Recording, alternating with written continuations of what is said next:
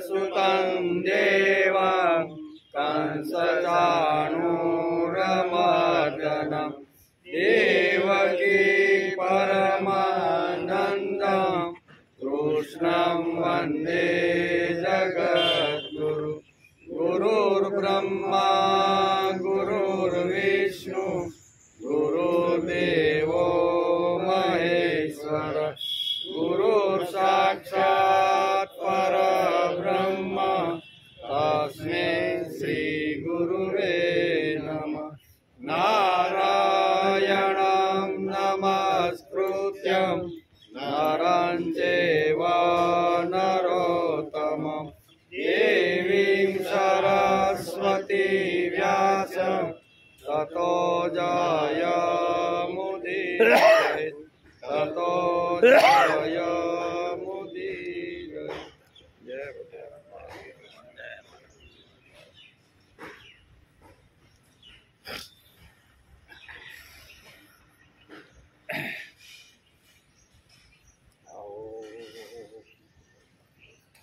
पांचजन्यं ऋषिकेशो देवदत्तं धनञ्जय पौण्ड्रं दद्मो महाशङ्ख भीमकर्मावृकोदर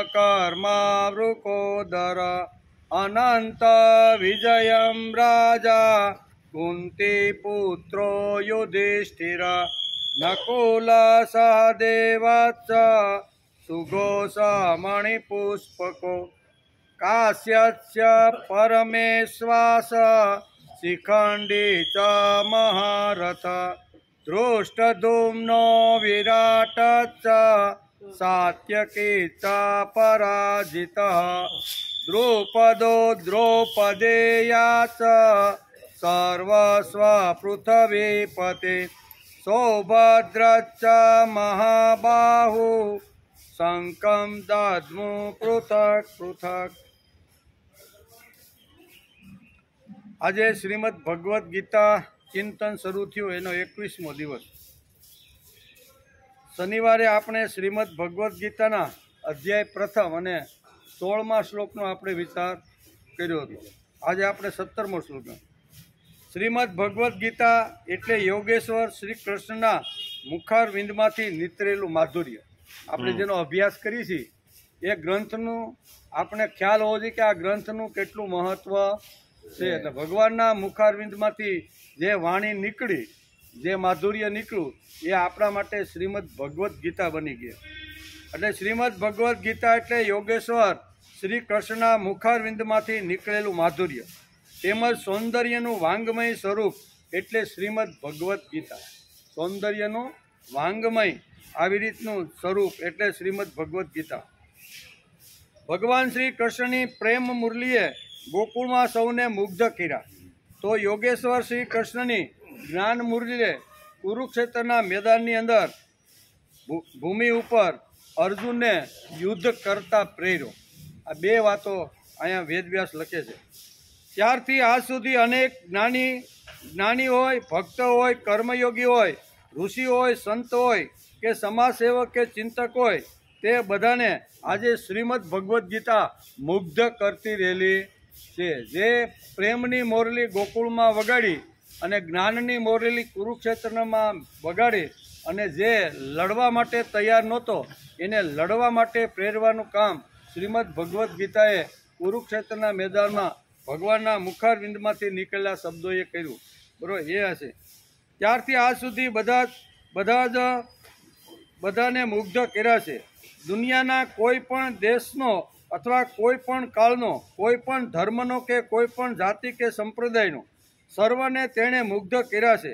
કૃષ્ણસ્તુ ભગવાન સ્વયં ના મુખમાંથી નીકળેલા આ વાંગમય જીવવાની હિંમત આપે છે। આ જે વાંગમય ગીતાનું છે ને એ આપને જીવન જીવવાની આવી પ્રેરણા આપે છે। શ્રીમદ ભગવદ્ ગીતાનો જો ખરેખર આપણે અભ્યાસ કરી એના ઊંડાણમાં જઈ અને 700 શ્લોકો જો આવી રીતનું પૃથ્થકરણ જો કરીને તો એમાં 4 પાત્રો આવે છે। એક છે ધૃતરાષ્ટ્ર, બીજો સંજય, શ્રી કૃષ્ણ અને અર્જુન। તો ધૃતરાષ્ટ્રે 1 શ્લોક બોલ્યો। આખા 700 શ્લોકની અંદર શું કર્યું? આ 700 શ્લોક કોને કેટલા બોલ્યા ને એ પણ માણસે સમજવાનો પ્રયત્ન કરવો જોઈએ. શ્રીમદ ભગવદ્ ગીતા હોય તો ઘેરે જઈને ખોલજો કે આમાં કયા પાત્રએ કેટલા કેટલા શ્લોકો બોલ્યા છે. એમાં એક શ્લોક બોલ્યો કોણ? ધૃતરાષ્ટ્ર. કયો બોલ્યો? તો કે ધર્મક્ષેત્રે કુરુક્ષેત્રે સમવેતા યુયુત્સવ મામકા પાંડવા ચેવ કિમ કુર્વત સંજય. આમ કરીને એક શ્લોક કરીને પછી 700 શ્લોકમાં એક પણ શ્લોક ધૃતરાષ્ટ્ર બોલ્યો નથી. ત્યાર પછી હવે સંજયે 40 શ્લોક બોલ્યા. કેટલા? સંજયનો આપણે 700 શ્લોકમાં સંજય બોલેલા શ્લોકો આપણે જો ગોતવા માંડીને તો એમાં 440 શ્લોકો એવા છે કે જે સંજય બોલ્યો હોય. પછી 85 શ્લોક અર્જુન બોલ્યો છે. 700 શ્લોકમાંથી 85 શ્લોક છે ને એ અર્જુન ઉવાચ, અર્જુને ભગવાનને કંઈ પ્રશ્નો પૂછેલા છે. અને 574 શ્લોક ભગવાન પોતે બોલ્યા. આ આખું શ્રીમદ ભગવદ્ ગીતાના 700 શ્લોકનું પૃથ્થકરણ માણસે ઘેરે જઈને કરવું છે કે ભાઈ આ શ્લોક 700 શ્લોક છે એમાં કયા કયા શ્લોક કોણ કોણ ક્યારે કેવી રીતના બોલ્યા એનો થોડોક પણ ઊંડો અભ્યાસ કરવાનો પ્રયત્ન કરીએ તો આપણે ગીતા બહુ સરળ અને સીધી રીતે આપણે સમજાઈ જાય. પ્રભુ સુધી પહોંચવા માટે આપણે વેદ, ઉપનિષદ, બ્રહ્મસૂત્રો, દર્શનશાસ્ત્રો જેવા ગ્રંથો વાંચી સમજીને આગળ જઈ પ્રભુ સુધી જઈ શકવા નથી. કારણ કે ઉંમર હવે પૂરી થઈ ગઈ. હવે કદાચ વેદનો અભ્યાસ કરવા માટે બેસી, બ્રહ્મસૂત્રોનો અભ્યાસ કરી, ઉપનિષદો 11 છે એનો અભ્યાસ, તો એ કાંઈ આ જિંદગીમાં પૂરું થાય એવું નથી. તો આ જિંદગીમાં પૂરું થાય એવી સરળ, સીધી અને સાદી વાત આપણા મહાપુરુષો આપને સમજાવે છે કે ભાઈ કદાચ વેદ તને અઘરા પડતા હોય, ઉપનિષદમાં તને મહિમા સમજાતો ન હોય ને તો શ્રીમદ ભગવદ્ ગીતા એક એવું શાસ્ત્ર છે કે એનો અભ્યાસ તું કરીને એટલે બધા શાસ્ત્રોનું દોહણ એની અંદર વ્યાજ છે મૂકી દીધું છે. તેથી આ ઉંમરે પણ ખાસ આપણે શ્રીમદ ભગવદ્ ગીતાનો અભ્યાસ કરવો જોઈએ. પણ અહીંયા સુધી પહોંચાય તેટલો સમય અને જીવન આપણી પાસે નથી હવે. કારણ કે વેદ સુધી પહોંચાય એટલો સમય હવે આપણી પાસે રહ્યો નથી. એમ સમય આપણી પાસે નથી તો આપણે શું કરવું જોઈએ? આ બધાનો નિચોડ છે શ્રીમદ ભગવદ્ ગીતા. શું છે આ બધાનો નિચોડ? વેદ છે, ઉપનિષદો છે, બ્રહ્મસૂત્રો છે, જે કાંઈ જે આ બધા છે ને એનો નિચોડ વેદ વ્યાસે 700 શ્લોકમાં મૂકી દીધો. આખો દોય ને ઘાટું કરી, બરાબર ને? તો એની અંદર નિચોડ છે. આ બધાનો નિચોડ છે શ્રીમદ ભગવદ્ ગીતા. આપણે પ્રયત્ન કરીએ છીએ ક્યાં સુધી પહોંચવાની. અર્જુન વિષાદ યોગ એ શ્રીમદ ભગવદ્ ગીતાનો પ્રથમ અધ્યાય. શ્રીમદ ભગવદ્ ગીતાનો પ્રથમ અધ્યાય કયો છે? તો કે અર્જુન વિષાદ યોગ. એનો અત્યારે આપણે વિચાર કરી રહ્યા છીએ. વિષાદ એટલે દુઃખ, બરાબર ને? વિષાદનો અર્થ શું થાય? દુઃખ છે, તકલીફ છે, અગવડ છે, આવા ઘણા બધા આ વિષાદના અર્થ થાય છે. તો વિષાદ યોગ કેવી રીતે બને ભાઈ? આ વિષેદ એટલે કે વિષાદને, દુઃખને જો આપણે યોગ બનાવવાનો હોય તો શું કરવું પડે? તો કે દુઃખ અને સુખ એને ભગવાનની સાથે જોડી. યોગ એટલે જોડાઈ જવું. જે વાતો છે એને ભગવાન સાથે આપણે જો જોડી દઈએ ને તો આપણું દુઃખ પણ યોગ બની જાય છે. તેથી એ અર્જુન વિષાદ યોગ આખો આ અધ્યાય છે. આજે આપણે પ્રથમ અધ્યાયના 17મા શ્લોક જોવાના છીએ. આ શ્લોક પણ શંખનાદનો છે. કોણે કોણે શંખ કર્યા?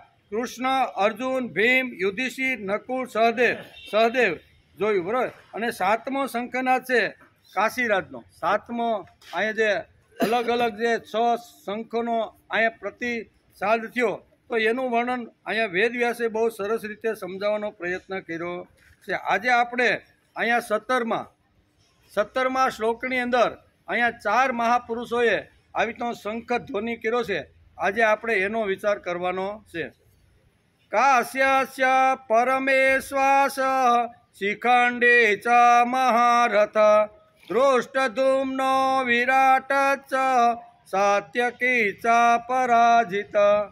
આ 17મા શ્લોકની અંદર અહીંયા યોદ્ધાઓએ 4 યોદ્ધાઓએ શંખનો ધ્વનિ કર્યો છે. એ 4 કોણ કોણ હતા અને કેવી રીતના ક્યાંથી આવેલા હતા? કુરુક્ષેત્રના મેદાનમાં ધર્મરાજની પડખે ઊભા રહીને યુદ્ધ કરવા માટે એ 4 યોદ્ધાઓનું વર્ણન અહીંયા વ્યાસે લખ્યું છે અને એનો આજે આપણે વિચાર કરવાનો છે.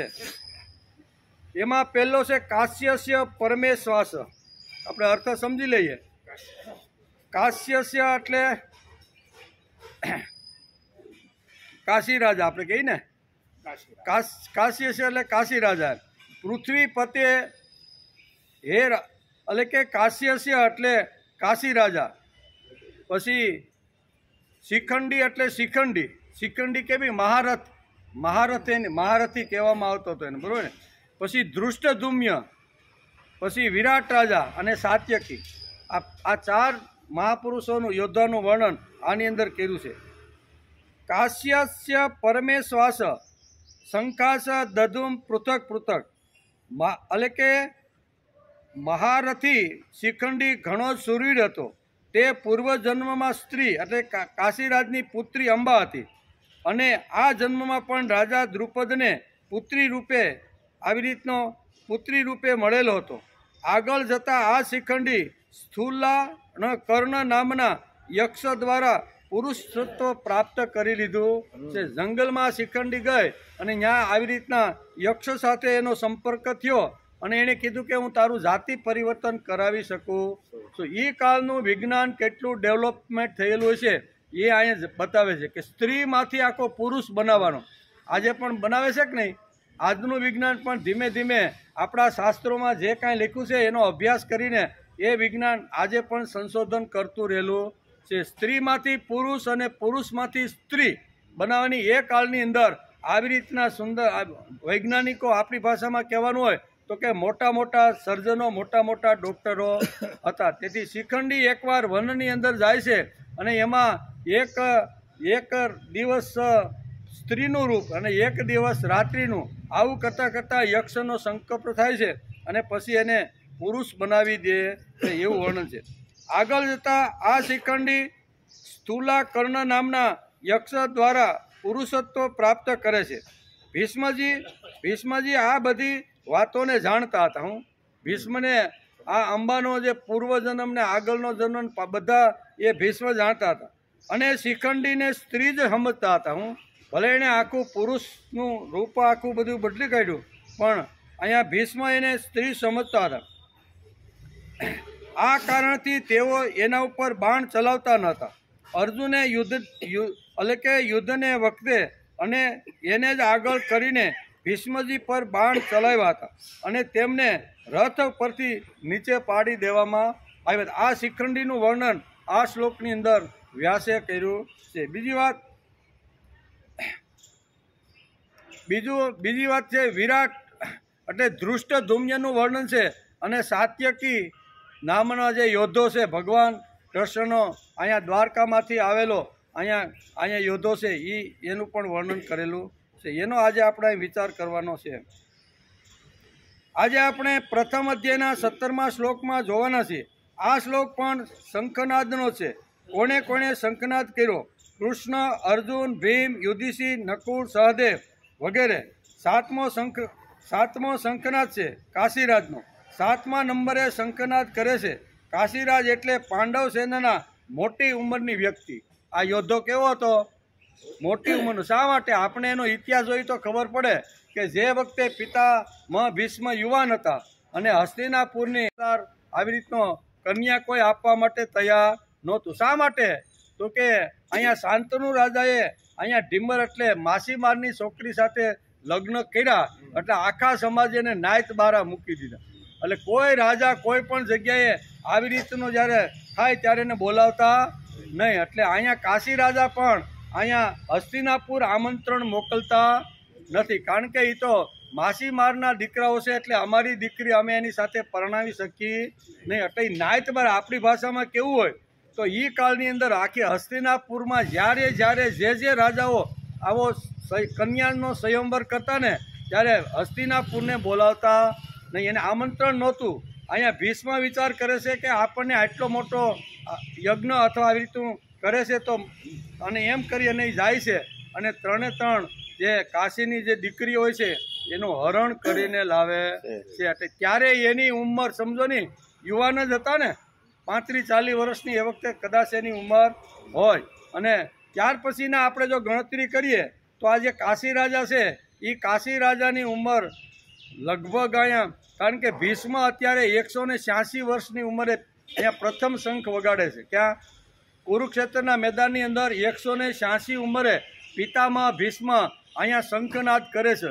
તો કાશી રાજા તો એ પહેલાંનો હશે, 5-10 વર્ષ મોટા, એટલે સમજી લેવાનું કે કેટલી ઉંમરના 4-5 પેઢીના અહીંયા રાજાઓ છે ને એ આ યુદ્ધની અંદર આપણે જોવા મળે છે. એટલે અહીં કહે છે કે મોટામાં મોટી ઉંમરના વયોવૃદ્ધ માણસ આ જે કાશીરાજ છે એ નિવૃત્તિ લઈ લીધી. અહીં શાસ્ત્રકારો એમ કહે છે કે એણે નિવૃત્તિ લઈ લીધી હતી, પણ ધર્મ રાજ્યની સ્થાપના કરવા માટે જ્યારે ભગવાને આવી રીતની જ્યારે બધું ગોઠવું ત્યારે એણે કીધું કે કાંઈ વાંધો નહીં, ભલે વૃદ્ધ થઈ ગયો છું પણ ધર્મ રાજ્યની સ્થાપના થતી હોય ને તો હું પણ યુદ્ધના મેદાનમાં આવીશ. એમ કરીને મોટી ઉંમરના એ કાળમાં જે યુદ્ધ થયું એમાં મોટામાં મોટી ઉંમર હોય તો એ કાશી રાજાની હતી. કાશી રાજા પણ હાથમાં શંખ લઈ અને પાંડવ તરફથી અહીંયા શંખનાદ કરે છે. એટલે આ વર્ણન પણ છે.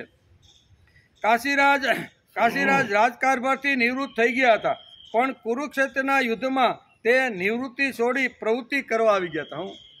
કૃષ્ણ ભગવાન જો આવી રીતના ધર્મ રાજ્યનું સ્થાપના કરવા માટે જો આવી રીતનું કરતા હોય ને તો હું પણ એના પક્ષમાં જઈને ઊભો રહીશ. નહીંતર અહીંયા આપણને એમ થાય કે કાશી રાજાની કાશીરાજ એટલે કે કાશી જુઓ અને હસ્તિનાપુર જુઓ, એ બેને દુશ્મનો તો એ હતી જ ને.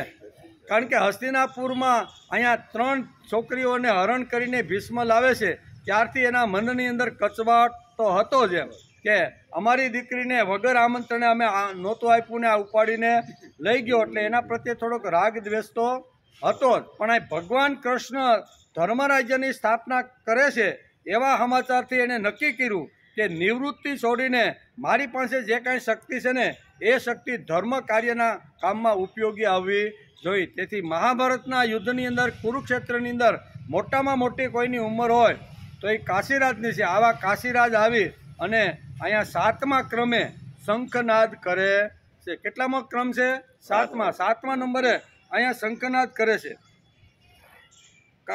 એટલે કે કાશીરાજ રાજકારભારથી નિવૃત્ત થઈ ગયા હતા, પણ કુરુક્ષેત્રના યુદ્ધમાં નિવૃત્તિ છોડી પ્રવૃત્તિ કરવા માટે આવી ગયા છે. શા માટે આવ્યા? તો કે આ યુદ્ધનું કેટલું મહત્વ છે તે વેદ વ્યાસ બતાવે છે કે આ ધર્મક્ષેત્ર કુરુક્ષેત્રનું જે યુદ્ધ અત્યારે અહીંયા થઈ રહ્યું છે એનું કેટલું મહત્વ છે અહીંયા વેદ વ્યાસ કહે છે. તેથી વેદ વ્યાસે આ શબ્દ વાપર્યો છે. એટલે કે પ્રવૃત્તિ કરવા માટે આવી ગયા છે. શા માટે? આ યુદ્ધનું કેટલું મહત્વ હશે, ધર્મ રાજ્ય સ્થાપનાની કેટલી આવશ્યકતા હશે, તેથી કાશીરાજ પણ આવી ગયા. તો એ કાળમાં પણ ધર્મ રાજ્યની સ્થાપના થાય અને ધર્મને સારી રીતે સમજી અને લોકો આવો કરે એના માટે પણ ઘણા લોકો સમજતા. નિવૃત્ત થયેલો માણસ 7મા ક્રમે શંખનાદ કરે છે. કેટલી ઉંમરના કાશીરાજ હતા? શાંતનુ સાથે ગંગાના લગ્ન થયા, એ આપણે આગળના ઇતિહાસની ખબર છે. અને એના દ્વારા જે પુત્ર થયો એનું નામ ગાંગેય, અને પછી આગળ જતા હતા ભીષણ પ્રતિજ્ઞા લે છે એટલે એનું નામ ભીષ્મ. એટલે આ બધા જે જોડા છે એ જોડા દ્વારા જે સંતાન થયા છે એનો જો વિચાર કરીએ તો કાશી રાજાની ઉંમર કેટલી મોટી હશે એ આના ઉપરથી આપણને ખબર પડે એમ કે. એટલે કે નિવૃત્ત થયેલા માણસ 7મા ક્રમે શંખ કરે છે. કેટલી ઉંમરના કાશીરાજ હતા? શાંતનુ સાથે ગંગાના લગ્ન થયા. શાંતનુ અને સત્યવતીના 2 લગ્ન. એ ગંગા સાથે છે અને ગંગા જ્યારે જતી રહી ત્યારે સત્યવતી સાથે પણ એના લગ્ન થયા છે. એટલે અહીંયા શાંતનુના લગ્ન 2 વાર થયા હોય એવું અહીં બતાવે છે.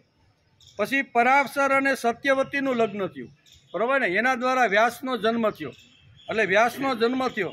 સત્યવતી અને શાંતનુનું લગ્ન અને એના દ્વારા ચિત્રાંગના અને વિચિત્ર વીર્ય એ 2 સંતાનો થયા. એટલે 4 ભાઈઓ જ કહેવાય. કેવા? ભીષ્મ જો, વિચિત્ર વીર્ય જો અને આવી રીતના ચિત્રાંગના જો, તો આ બધા ભીષ્મની કેવા કહેવાય? 4 ભાઈઓ. એટલે આ બધાના જન્મ અને એ જન્મની સાથે જ અહીંયા કાશીરાજનો વિચાર કરીએ તો કાશીરાજની કેટલી મોટી ઉંમર હશે એ આપણે વેદ વ્યાસ બતાવે છે. ભીષ્મ કાશીરાજના દરબારમાંથી 3 સ્ત્રીનું હરણ કરી આવે છે, અંબિકા અને અંબાલિકાનું. એટલે કે 4થી કેડરનો કાશીરાજ કેટલી ઉંમરનો હશે એની કલ્પના આપણે કરવાની છે. કે આ ઉંમરનો માણસ નિવૃત્ત થઈ ગયેલો, પોતાના દીકરાને રાજકાર ભાર સોંપી દીધો, પણ જ્યારે ધર્મક્ષેત્ર માટે કુરુક્ષેત્રમાં જ્યારે શંખનાદ થવા લાગ્યા ત્યારે એ એમ કહે છે કે મારી નિવૃત્તિ છોડીને હું પણ પ્રવૃત્ત થઈ જાઉં, એમ કરીને કાશી રાજા આવે છે. કેટલી ઉંમરના હશે, એટલે 4-4, 5-5 પેઢીના બધા અહીંયા યુદ્ધની અંદર ભેગા બધાય થયા. 5-5 પેઢી એક સાથે લડતી હોય છે. ભીષ્મ પોતાની પુત્રીનું હરણ થયા છતાં કાશીરાજ પાંડવોના પક્ષમાં રહી પાંડવની સાથે રહીને યુદ્ધ કરે છે. નહીંતર એકાબીજા વિરુદ્ધ જ હતા, બરોબર ને? કારણ કે ભીષ્મે અહીંયા વગર આમંત્રણે આવી રીતની 3 કન્યાનું હરણ કર્યું. ત્યાંથી કાશી રાજાને થોડો વસવસો રહી ગયો હતો કે મેં આ હસ્તિનાપુર આમંત્રણ આપ્યું નથી અને આ ક્યાં ટપકી પડ્યો, અને મારો આખો જે સ્વયંવરનો જે વિધિ હતો ને, રાગ દ્વેષ હતો, પણ ભગવાન પ્રત્યેનો પ્રેમ, ભગવાન જે કામ માટે આ જગતની અંદર આવ્યા છે એ ધ્યાનમાં રાખી અને રાગ દ્વેષ અને જૂના કાળની જે આવી રીતની શું કહેવાય દુશ્મનાવટ છોડી અને કાશી રાજા અહીંયા ધર્મ માટે કૃષ્ણના પક્ષમાં આવીને ઊભા રહ્યા.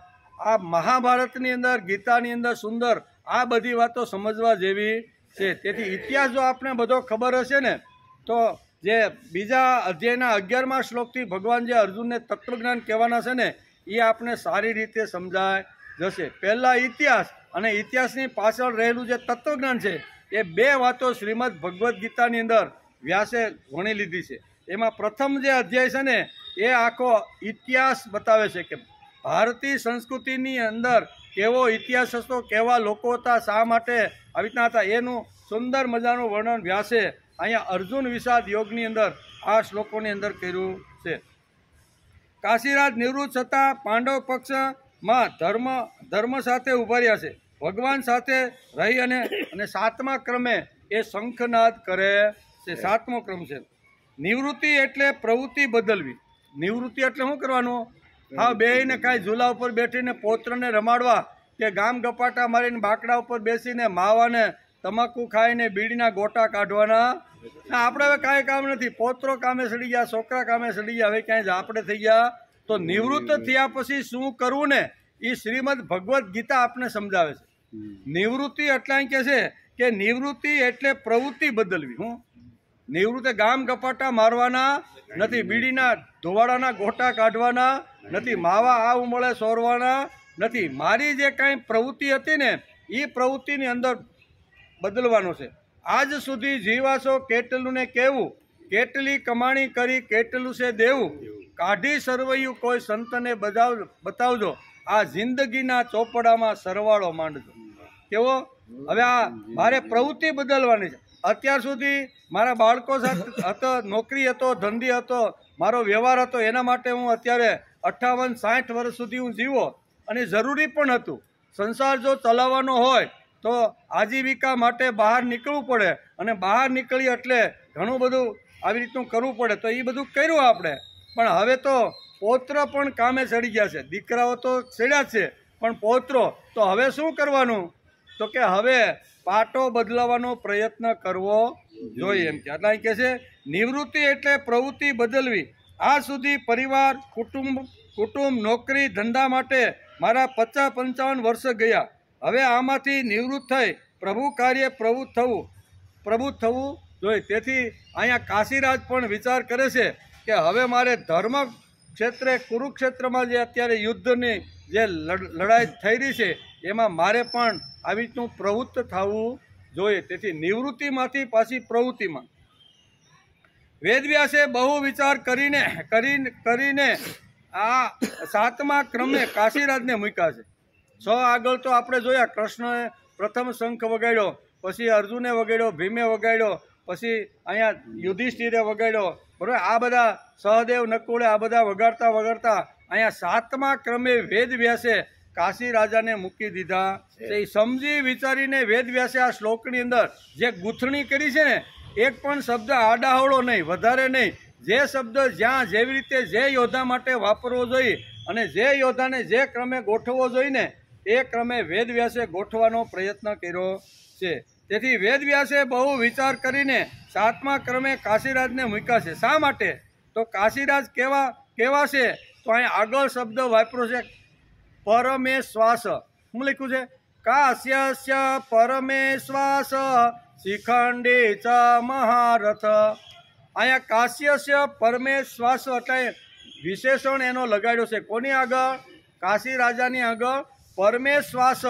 એટલે પરમેશ્વાસનો અર્થ થાય છે પરમ વત્તા ઈશ્વાસ, એટલે કે ઈશુનો અર્થ બાણ એટલે શ્રેષ્ઠ ધનુર્ધ. અહીંયા પરમેશ્વાસો એને જો છૂટા પાડીએ તો પરમ વત્તા ઈશ્વાસ એટલે જેની પાસે શ્રેષ્ઠ ધનુષ છે તે, અને એ ધનુષની અંદર કેટલી તાકાત છે એ તાકાતવાળો કાશીરાજ અત્યારે યુદ્ધના મેદાનની અંદર આવ્યો.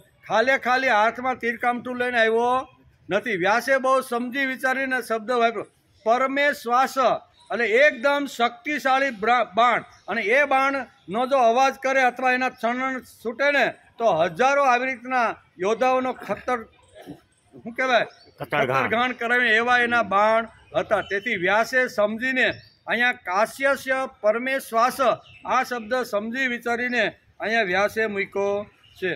ત્યાર પછી 8મા ક્રમે શિખંડી આવે છે. કે ભાઈ આપણે આજે 4 યોદ્ધાઓના શંખનો અવાજ આપણે સાંભળવાનો છે.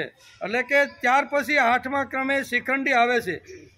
કેવો વ્યક્તિ છે તો કે મહારથી. એની આગળ પણ લખાડ્યું છે. શું લખ્યું? શિખંડી ચ મહારથ.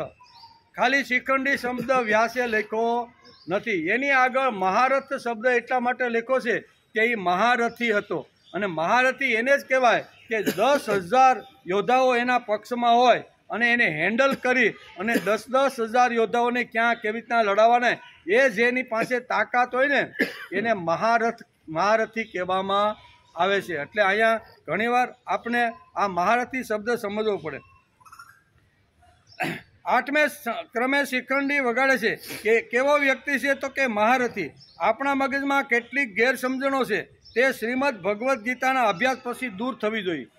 શ્રીમદ ભગવદ્ ગીતાનો આપણે અભ્યાસ કરીને ત્યારે આપણા મનમાં ઘણી બધી ગેરસમજણો હોય છે, ઘણું બધું પડેલું હોય છે. કારણ કે ઘણું બધું કથામાંથી બહુ આપણે સાંભળેલું હોય છે અને એ ફિટ થઈ ગયેલું હોય છે.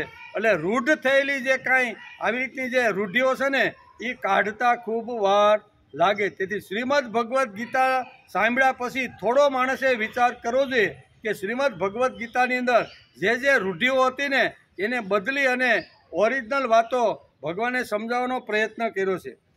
આપણી ગેરસમજણ છે કે ભીષ્મ પિતા જેની સાથે પુરુષ નહીં, સ્ત્રી પણ નહીં અને પુરુષ પણ નહીં, અને નાન્યતર જાતિની અંદર આ આપણી એક મોટામાં મોટી ગેરસમજણ છે. એનો જો વ્યવસ્થિત જો અભ્યાસ કરવાનો હોય તો વ્યાસે અહીંયા મહાભારતની અંદર શિખંડીનું સુંદર મજાનું આબેહૂબ ચિત્ર દોર્યું છે કે શિખંડી કોઈ નાન્યતર જાતિની વાત હતી જ નહીં, બરાબર ને? સ્ત્રી પણ હતી જ નહીં. સ્ત્રી શરૂઆતમાં કદાચ હશે પણ યક્ષનો આવી રીતનો સંપર્ક થવાથી આખી જાતિ બદલી નાખી છે. એટલે કે છે આપણી એવી માન્યતા છે કે આપણો બાળક વેદ ના ભણી શકે. 2 પેઢી સુધી માણસ વેદ ભણાવતા હતા. એ આપણે જૂના કાળના બધા તપોવન પદ્ધતિની જે શિક્ષણ પદ્ધતિ હતી એની અંદર ઘણીવાર આપણે જોતા હતા કે વેદ ભણાવવા માટે 7 વર્ષનું બાળક થાય ને ત્યારે ઋષિના તપોવનની અંદર મૂકી દેતા હતા. 2 પેઢી સુધી બાળક જ્યારે 20, 22, 25 વર્ષનું ઘરે આવે ને ત્યારે વેદનું પઠન કરી અને દાદા અને બાપાને પણ સંભળાવતા હતા. વેદો આવી રીતના ઘરની અંદર વેદના વિચાર સ્થિર થાય એના માટે જબરજસ્ત પ્રયત્ન થતા હતા.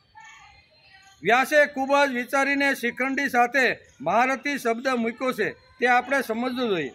આપણી એવી માન્યતા છે કે આપણો બાળક વેદ ના ભણી શકે.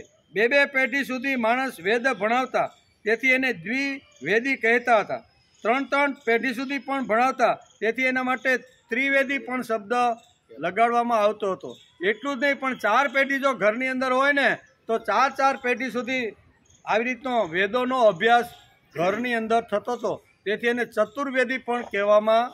આ આપણી આખી પરંપરા હતી. એમ કે આ આખી આપણી આજે એક ખોટી માન્યતા છે કે આપણાથી વેદ ન ભણાય, આપણાથી મહાભારત વંચાય નહીં. મહાભારત જો વાંચીને તો આપણા ઘરની અંદર મહાભારત સર્જાય આવું ઘણા લોકો કહે છે ને. તેથી ઘણા લોકો મહાભારતનો અભ્યાસ કરતા નથી. અરે મહાભારત જો એકવાર વાંચ્યું હશે ને તો મારા કુટુંબમાં કેવી રીતે મારે રહેવાનું, પરિવારમાં કેવી રીતનું રહેવાનું, દાંપત્ય આદર્શ જીવન કેવી રીતનું જીવવાનું, સમાજમાં જ્યારે આવી રીતની મોટી આવી રીતની ઊભી થાય ત્યારે એની સામે મારે આ બધી જ વાતો વ્યાસે મહાભારતની અંદર લખી રાખી છે. પણ મહાભારત જો વાંચીને તો આપણા ઘરમાં ઝઘડાઓ થાય. આ ખોટી ગેરસમજણ જે માન્યતા છે ને એ માન્યતાને દૂર કરવાનો માણસે પ્રયત્ન કરવો.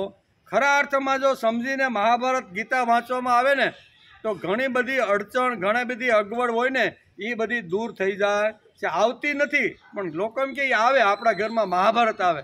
મહાભારત ખરેખર આવે નહીં એમ કે આપણી એટલે કે આજે એક ખોટી માન્યતા છે, વંચાય નહીં. કેટલીક માન્યતાઓ રૂઢ થઈ ગઈ છે કે તમે કોઈને કહેવા જાઓ તો તમને લોકો ગાંડા ગણે. અત્યારે એટલી બધી રૂઢ ઘણી બધી માન્યતાઓ થઈ ગઈ છે કે આપણે જો એને કહેવા જઈએ ને તો કે તને શું ખબર પડે. હવે અમે તો આ 70 વર્ષથી એકાદશી કરી છે, આજે અમારું 90મું હાલે છે. શું કહે છે? 20 વર્ષનો હતો ને ત્યાંથી અમે એકાદશી શરૂ કરી છે. બટેટા અને બધું આવું ખાવાનું જ હોય, ખોરાકને જ બદલી નાખવાનો હોય. આપણે હળવદથી કંઈક બાપા આ રૂઢિને થોડીક બદલાવી જોઈએ. આપણા શાસ્ત્રમાં કાંઈક ખોરાકને ચેન્જ કરવા માટે એકાદશી આપી ને ચેન્જ ઓફ ફૂડ, અંગ્રેજીમાં શું કહે છે? Change of food. Change of food માટે 11 નથી. 14 દિવસ આપણે રોટલા, શાક, ઓળો, જે કાંઈ અથાણું કે શાક, દાળ ભાત ખાતા એની જગ્યાએ 11ના દિવસે એ બધું નહીં ખાવાનું અને બધા ફ્રૂટ છે અથવા આવી રીતના જે ફરાળી આઈટમો છે ને એ ખાઈને પેટ ભરવાનું. હવે આવી એકાદશી શાસ્ત્રમાં કોઈ જગ્યાએ લખી નથી, પણ વર્ષો પહેલાં કોઈએ રૂઢિ આવી રીતની કરી દીધી કે ભાઈ તમે આવી રીતના ખોરાકમાં બદલ કરો એટલે તમારી એકાદશી. આવી એકાદશીથી જો પુણ્ય મળતું હોય ને તો આ શાસ્ત્ર બધા ખોટા પડે. ખાલી ખોરાકમાં ફરક કરવાથી માણસને જો પુણ્ય અને સ્વર્ગ જો મળી જતું હોય ને તો આ બધા શાસ્ત્રો ખોટા પડે. તેથી શાસ્ત્રમાં તો કઈ ઓરિજિનલ એકાદશીનું વર્ણન વાંચવા જેવું છે. 5 જ્ઞાનેન્દ્રિય, 5 કર્મેન્દ્રિય ને 11મું મન. આ તે દિવસે 24 કલાક માટે મારો સ્વાર્થનો, ધંધાનો, ભોગનો વિચાર ન કરતા મારે પ્રભુનો વિચાર કરવો જોઈએ. મને જે ભગવાને ઇન્દ્રિયો આપી છે ને એ ઇન્દ્રિયો પ્રભુ તરફ વળવી જોઈએ. એનું વલણ ક્યાં તરફ? પ્રભુ તરફ. પણ આજ આપણે કોઈને કહેવા જાય ને એટલે ગાંડો છો, તને શું ખબર પડે? અમે તો આ 70 વર્ષથી 11 કરી છે, આવી જ કરી છે. કેવી 17 જાતના આવી રીતના ફરાળી આઈટમો હોય, ફ્રૂટ હોય, સરસ મજાનું ખાવાનું હોય. રોજ આખા દિવસનું 3 કિલો ખાતા હોય ને, એકાદશી હોયથી 4 કિલો ખાઈ જાય અમે. 1 કિલો હારી ફરાળી આઈટમો એટલે 1 કિલો વધારે હોઈ જાય આખા દિવસમાં. તો આને એકાદશી કહેવાય? પણ આ રૂઢ થઈ ગયેલી વાત કોઈને આપણે જો કહેવા દઈશું ને તો એ કે ગાંડો છો તું, તને કાંઈ ખબર પડે નહીં. એટલે ઘણી બધી રૂઢિઓ સમાજમાં ખોટી આવી રીતની થઈ ગઈ છે, ગેરસમજણો. એને ઊભી કરવા માટે શ્રીમદ ભગવદ્ ગીતાની ખૂબ જ આવશ્યકતા છે. તેથી અહીં કહે છે આજે હું ગીતા ભણવાની શરૂઆત કરીશ તો 4થી 5મી પેઢીમાં મારા પ્રપૌત્રો શુદ્ધ વેદનો ઉચ્ચાર કરતા થઈ જાય. આજે કદાચ આપણે નહીં ફાવતું હોય પણ માંડ કરીને આપણે આવો પ્રયત્ન કરીને તો 3જી 4થી પેઢીએ ધીમે ધીમે જો આપણા ઘરની અંદર આ પરંપરા ચાલુ રાખશી ને તો આવી રીતના શુદ્ધ ઉચ્ચારથી આપણા પ્રપૌત્રો બોલતા થઈ જશે.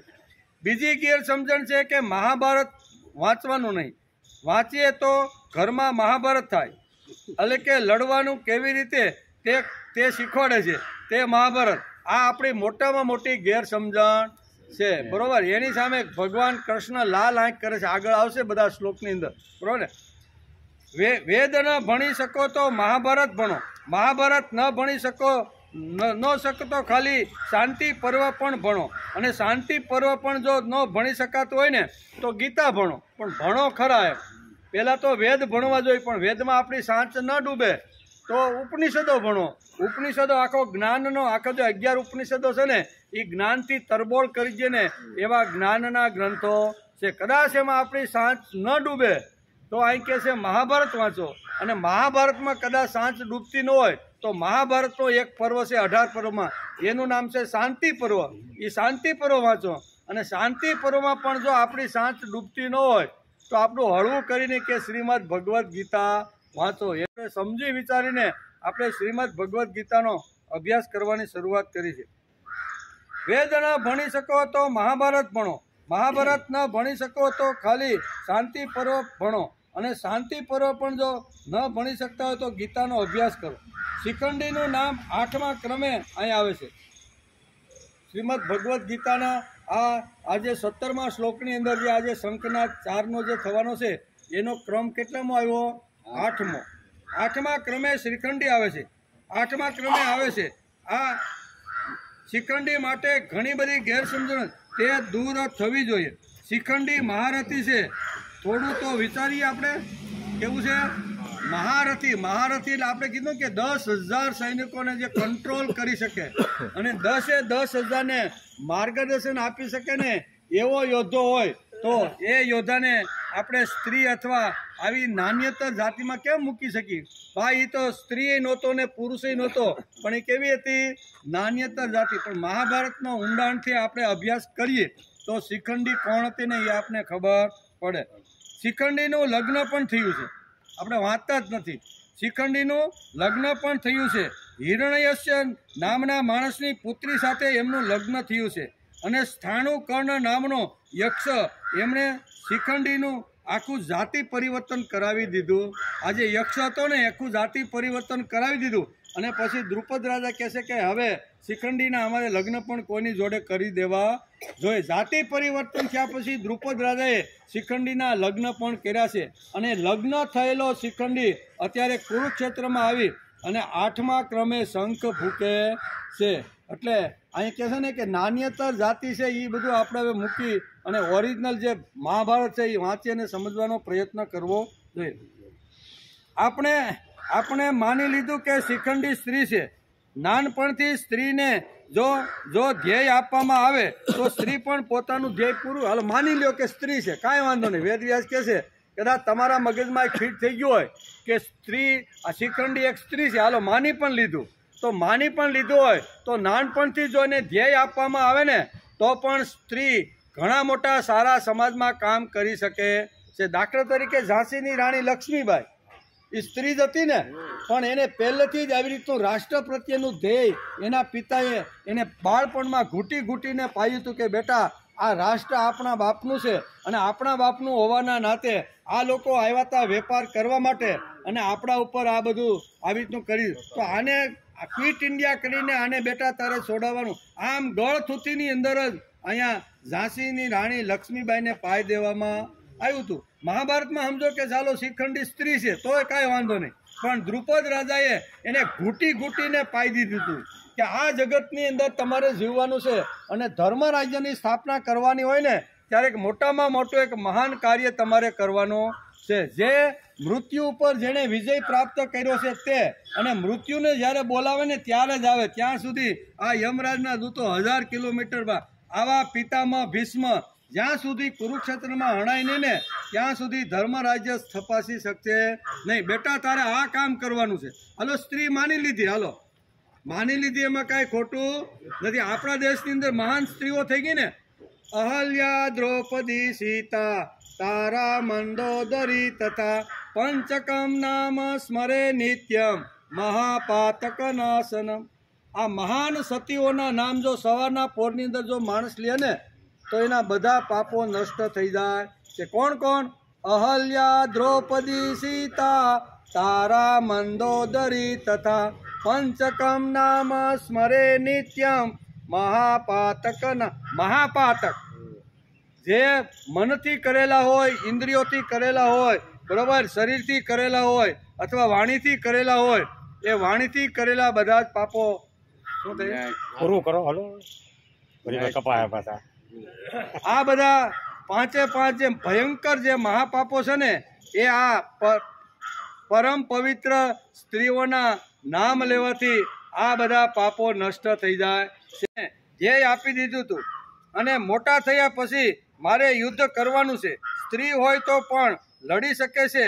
તે આપણે આપણા શાસ્ત્રોમાં ઘણી બધી શાસ્ત્રની વાત તો જવા દે, 1857ની જ વાત કરો ને હમણાંની જ, બરાબર ને? આપણે આઝાદી મળીને એના 90 વર્ષ પહેલાંની આપણે જો વાત કરીને તો આવી ઘણી બધી સ્ત્રીઓ એ કાળમાં હતી. ક્વિટ ઇન્ડિયા, ભારત છોડીને તમે ચાલ્યા જાઓ. તમે આવ્યા હતા ભારતમાં વેપાર કરવા, અંગ્રેજોને કહે છે હું આવ્યા હતા વેપાર કરવા અને તમે અમારા ભારતને તમારા બાપનું બનાવી દીધું. આ તમારા બાપનું રાષ્ટ્ર એમ ખુલ્લા મોઢે અત્યાર સુધી ઘણા બધા ક્રાંતિવીરો થયા પણ અંગ્રેજોને કોઈ ખુલ્લે મોઢે બહારથી બધું કરે, ક્રાંતિકારીઓ બોમ્બ ફોડે, આમ કરે તેમ કરે, પણ મોઢા મોઢ કોઈ અંગ્રેજોને કીધું નહીં કે તમે અમારા દેશની અંદર વેપાર કરવા આવ્યા હતા અને અમારા આ બધું તમે શાસન કડે કરી દીધું, તમે છોડીને ઇંગ્લેન્ડ ભેગા. આ એક જ એક આ લક્ષ્મીબાઈ એક એવી એક સ્ત્રી હતી કે જેણે ખુલ્લા આમ તલવાર લઈને આ અંગ્રેજો સામે યુદ્ધ કરીને કીધું અહીંથી ચાલ્યા જાઓ. ક્વિટ ઇન્ડિયા 1857ની અંદર પ્રથમ બળવો અહીંયા ઝાંસીની રાણી લક્ષ્મીબાઈએ કર્યો હતો. સ્ત્રીમાં તાકાત છે, સ્ત્રીની અંદર ઘણી બધું લડી શકે અને કરી શકે એવી તાકાત છે. તેથી કદાચ માની લ્યો કે શિખંડી સ્ત્રી હતી, પણ દ્રુપદ રાજાએ એને ગળથુથીની અંદર આવા દિવ્ય વિચારો અને આવી જનૂની વાતો સમજાવી હતી. એટલે કે દ્રૌપદી શું સ્ત્રીમાં અહલ્યા, દ્રૌપદી, સીતા આ બધી તાકાત છે. ગાર્ગી જેવી ગાર્ગી સ્ત્રી પણ યાજ્ઞવલ્ક્યને હંફાવી દે છે. જે વખતે રાજા જનકના દરબારની અંદર આવી રીતનો જ્યારે સંવાદ થયો કે આ જગતની અંદર શ્રેષ્ઠ કોણ છે એનું જ્યારે પુરવાર કરવાનું હતું ને, ત્યારે એ સભામાં સ્ત્રીઓ પણ હતી. યાજ્ઞવલ્ક્ય જેવા મહાપુરુષ જેણે આખો એક વેદ નિર્માણ કર્યો ને, એવા વેદ નિર્માણ કરવાની સામે ગાર્ગી નામની જે સ્ત્રી હતી ને, એ એવા પ્રશ્ન કરે છે કે યાજ્ઞવલ્ક્ય એનો જવાબ આપી શકતા. કહેવાનો અર્થ કે ભારતની ભૂમિની અંદર આવી અનેક સ્ત્રીઓ થઈ છે. એટલું નહીં, મૈત્રેયી અને કાત્યાયી યાજ્ઞવલ્ક્યની 2 પત્નીઓ હતી. અને જનક રાજાએ કીધું કે વૈરાગ્ય એટલે શું. રાતના 12 વાગે બંને બેઠા હતા, જનક રાજા અને યાજ્ઞવલ્ક્ય અહીંયા જ્ઞાન ગોષ્ઠી કરતા હતા. અને જ્ઞાન ગોષ્ઠીમાં જનક રાજાએ પૂછ્યું કે ભાઈ વૈરાગ્ય વૃત્તિ એટલે શું છે. ત્યારે યાજ્ઞવલ્ક્યએ બીજો કાંઈ જવાબ ન આપ્યો. એ કે સવારે હું આને તને જવાબ વૈરાગ્ય એટલે શું એનો જવાબ હું તને સવારે આપીશ. આમ કરીને પોતાના તપોવનની અંદર આવી ગયા. આખી રાત અહીંયા મૈત્રી અને એની જે પત્ની હતી કાત્યાયની, એ બંને સાથે બેસે છે અને બંને સાથે બેસીને કહે છે કે 60,000 વિદ્યાર્થીઓ આપણા તપોવનમાં ભણે છે. અત્યાર સુધી એનું સંચાલન હું કરતો હતો, પણ આજે હવે મારે આ બધું છોડી અને મારે હવે સંન્યાસ લઈને સંન્યાસી બની અને આવી રીતનું વૈરાગ્ય વૃત્તિથી મારે બાકીનું જીવન જંગલમાં જઈને આવી કર્યું છે. તો હવે તમે બંને સાથે બેઠો. એ બેને સામે બંને સ્ત્રીઓને સામે બેસાડે છે અને બંનેને કહે છે તમારે મારી પાસેથી જે જોઈએ તે તમે બંને માગી લ્યો.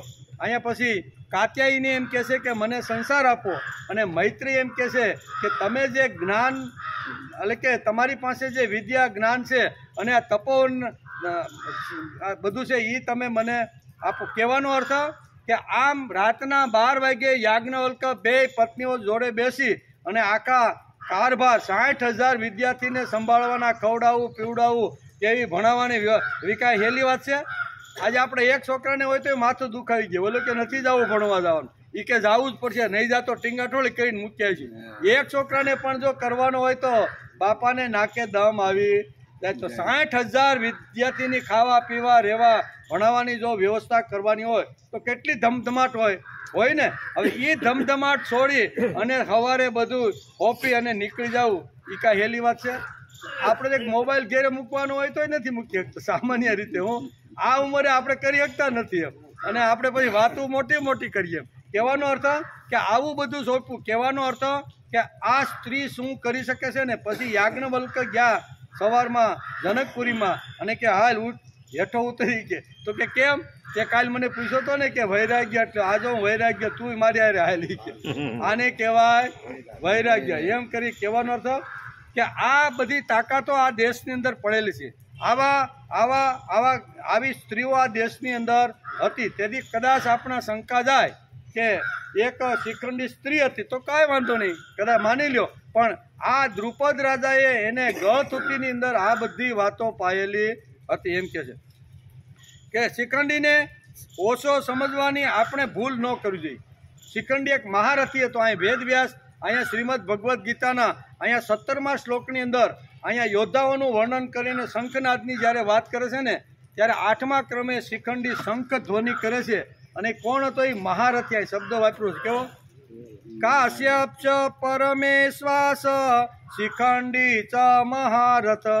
આ મહારથ શબ્દ વાપર્યો છે, એનો અર્થ વેદવ્યાસે વિચારીને મહારથ શબ્દ વાપર્યો છે. એ પુરુષ હતો, તાકાત હતી. શરૂઆતમાં કદાચ આવી રીતની હશે, પણ જાતિ પરિવર્તન એ વખતના વૈજ્ઞાનિકો ડૉક્ટરો આપણા કરતાં અહીંના કરતાં હોશિયાર હતા, તેથી જાતિ પરિવર્તન કરાવી શકતા હતા.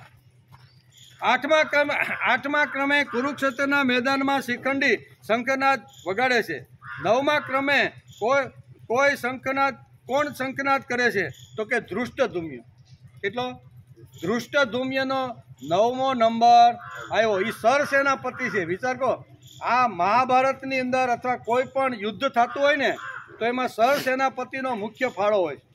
એ જ્યારે યુદ્ધના મેદાનમાં હોય ને ત્યારે ઘણું બધું આ સૈનિકો એની પાસેથી બધું મેળવતા હોય છે. એટલે અહીંયા કહે છે કે મુખ્ય વ્યક્તિ પણ અહીંયા 9મા ક્રમે અહીંયા શંખનાદ કરે છે. અને કૌરવ પક્ષની અંદર પ્રથમ જે શંખનાદ છે એ પિતામહ ભીષ્મનો છે. શા માટે? તો કે પિતામહ ભીષ્મ કૌરવ પક્ષના સરસેનાપતિ હતા. પાંડવ પક્ષના સરસેનાપતિ હતા એ ધૃષ્ટદ્યુમ્ન હતા. એટલે ધૃષ્ટદ્યુમ્ન શંખનાદ જે શરૂઆત થઈને એમાં પ્રથમ શંખ વગાડવો જોઈતો હતો. શા માટે? તો આખો મિલિટરીનો બધો નિયમ જ એવો છે કે જે આવી રીતના હોય ને, જે સરસેનાપતિ એ જ પ્રથમ આવી રીતના આગળ હાલીને શંખ ધ્વનિ કરતા હોય છે. તેથી કૌરવ પક્ષમાં આગળ હાલીને ભીષ્મે શંખનાદ કરી દીધો. પણ અહીંયા આપણે એક વિચાર માગી લઈએ એવી વાત છે કે અહીંયા સરસેનાપતિ ધૃષ્ટદ્યુમ્ન હતા, પણ છતાંય 9મા ક્રમે અહીંયા શંખનાદ કરે છે. આ શા માટે ભાઈ આટલું? આનું કંઈક કારણ તો હશે ને. અહીંયા વેદ વ્યાસે 9મા ક્રમે ધૃષ્ટદ્યુમ્નને અહીંયા શંખનાદનું વર્ણન કરતા અહીંયા કીધું છે કે શું કીધું છે? ધૃષ્ટદ્યુમ્નો વિરાટસ્ય સાત્યકી ચા પરાજિત. આ શ્લોકની અંદર 9મા ક્રમે અત્યારે ધૃષ્ટદ્યુમ્ન શંખ વગાડે છે. ભગવાન શ્રી કૃષ્ણની કુરુક્ષેત્ર યુદ્ધમાં જબરજસ્ત ચાલ હતી. ભગવાને ચાલ બહુ સારી રમી છે. એ આપણે જો એનું વાંચીને ઊંડાણથી તો ભગવાને આ બધી જે ગોઠવણી કરીને કોને સરસેનાપતિ બનાવો. જો માનો કે પાંડવોમાંથી કોઈ પણને સરસેનાપતિ બનાવે તો શું થાત? ભગવાન આગલું વિચાર કરે છે, આગળનું, કે આમ પાંડવોમાંથી કોઈ પણને જો સરસેનાપતિ જો હું બનાવીશ ને તો દ્રોણનું જ્યારે આવી રીતની હત્યા કરવાની છે ને મારવાની છે ત્યારે પાંડવોના બાણમાંથી કે એને તલવારમાંથી આ કોઈ દી દ્રોણને મારવા માટે કોઈ દિવસ પાંડવ પક્ષ ગમે તેટલું હશે ને તોય જવાનો નથી. તેથી રાત્રિની સભાની અંદર આવતીકાલે યુદ્ધના મેદાનમાં આપણો સરસેનાપતિ કોણ બને એની ઘણી બધી ચર્ચાઓ થઈ છે. બધી રીતે બધા લોકોએ આવી રીતના પોતાના મત રજૂ કર્યા છે, પણ ભગવાને બધા મતને તોડીને એમ કીધું કે ધૃષ્ટદ્યુમ્નને આપણે સરસેનાપતિ બનાવવો જોઈએ. ભગવાનની અક્કલ કેટલી, ભગવાનની હોશિયારી કેટલી. ભગવાન વિચાર કરતા હતા કે દ્રોણાચાર્ય અને દ્રુપદ રાજાને પુરાણી કેવી છે દુશ્મની, કેવી છે જ ને, આપણે આમાં વાંચ્યું છે. કોને? દ્રોણાચાર્ય અને દ્રુપદ રાજાને પુરાણી દુશ્મની. શા માટે? કે દ્રુપદ રાજાને બંદીવાન બનાવીને પાંડવો જ્યારે દક્ષિણા જ્યારે માગી ત્યારે અહીંયા દ્રુપદના પગની અંદર આ રાજાને અહીંયા હાજર કરી. અને ત્યારથી દ્રુપદના મનમાં એક વિચાર હતો કે કોઈ પણ આ બ્રાહ્મણને કોઈ પણ રીતે મારે મારવો જોઈએ. પણ પાંડવ પક્ષમાંથી કદાચ આવી રીતના કોઈ ઊભા થાય યુદ્ધમાં અને સામે પક્ષે દ્રોણ છે, તેથી એને કોઈ મારી શકશે. ભગવાન ઘણો બધો વિચાર કરી અને ધૃષ્ટદ્યુમ્નને સરસેનાપતિ બનાવી દે. કારણ કે એ બાપાનો દ્રુપદનો દીકરો અને દ્રુપદનો દીકરો એટલે એને કીધું કે મારી સાથે જેને વેર છે અથવા મારી સાથે જેને દુશ્મનાવટ છે એની હત્યા તો આ જ કરીએ, બાકી એની બીજા કોઈની તલવાર એના ડોક ઉપર જાહે નહીં. ભગવાન કૃષ્ણની કેટલી લાંબી દ્રષ્ટિ હતી એ આપને મહાભારત અને શ્રીમદ ભગવદ્ ગીતા બતાવે. અને એને અહીં કયા ક્રમે મૂક્યો? 9મા ક્રમે. અહીંયા જે આગળના ભગવાન કૃષ્ણથી શંખનાદની શરૂઆત થઈ અને 9મા શંખ સુધી અહીંયા ધૃષ્ટદ્યુમ્નને મૂક્યો છે. તો ધૃષ્ટદ્યુમ્નને અહીંયા 9મા ક્રમે શા માટે મૂક્યો છે એનો પણ વિચાર કરી લેવો. તો આગલાને કાંઈ નહીં થયું હોય કે આ સરસેનાપતિ છે એ બધાની પાછળ છે અને અમે બધાની આગળ છે. તો ધૃષ્ટદ્યુમ્નના મનમાં કોઈ વિકાર કે કોઈ આવી રીતનું નહીં આવ્યું હોય? આવ્યું જ નથી. એનું કારણ એની વ્યૂહરચના જે ભગવાને ગોઠવી છે ને એ સમજવા જેવી છે. 9મા ક્રમે પણ કોઈ શંખનાદ કરે છે. ધૃષ્ટદ્યુમ્ન પાંડવ પક્ષનો સેનાપતિ સેનાપતિનો પ્રથમ શંખ વાગવો જોઈએ, એના બદલે 9મો ક્રમ વેદવ્યાસે અહીંયા 9મો ક્રમ લીધો છે. ભગવાન શ્રી કૃષ્ણની કુરુક્ષેત્ર યુદ્ધમાં જબરજસ્ત ચાલ હતી. શું ચાલ હતી કે કૌરવ પક્ષમાં 3 મહારથીઓ છે, તેમાંથી પહેલા બે શક્તિને મહાત કરવાની છે. મહારથી 3 છે કૌરવ પક્ષમાં. કેવા? એક તો છે પિતામહ ભીષ્મ, બીજા છે દ્રોણ અને ત્રીજો છે કર્ણ.